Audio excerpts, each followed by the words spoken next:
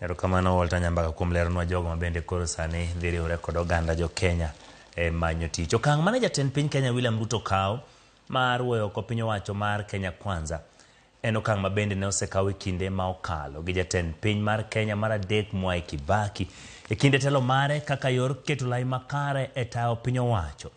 Kaka Lady Okeo lero okang' mane okawo gi jatend piny Kenya William Ruto biro mana bang' jo Kenya tamruok paro mar chik mar omenda ka jatend piny mar adek Mwai Kibaki bende notengo lwet jotend migepe mogo bang' oganda jo Kenya luto ombulu mar paro mar chik manyien e higa mar 2005.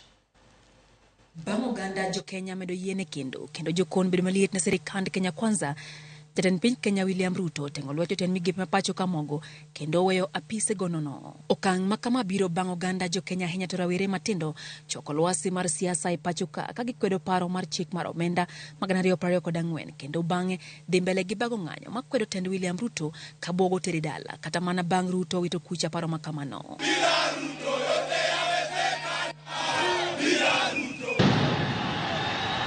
Liet makama ochuno jatend piny Kenya William Ruto riembo e tich jotend migepe duto ma pachuka kalore ni thoth oganda jo Kenya osebedo kaso jotelogo kuom rem tayo piny Kenya kaka winjore. Ruto okemo kuongo weyo sirikal mare ka okang' makama bende no okawo gi jatend piny Kenya mar adek Mwai Kibaki e higa mar 2005 kama no wuoyo e sirikal mare kendo oro dala jotend migepe duto e piny owacho mare kaachiel gi jolupgi.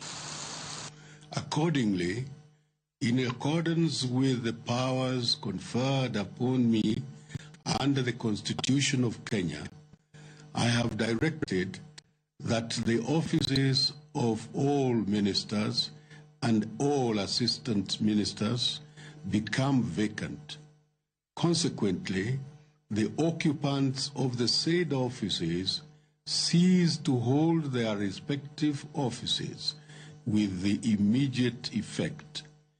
A reconstituted government will be in place within 2 weeks. Okang' makamano omiyo mane en jalup jatend piny Kenya e kinde no Mudi Awuori kod jogoro mongewore tawo piny owacho kuom jumbe ariyo kapok noyiere jotend migepe manyien.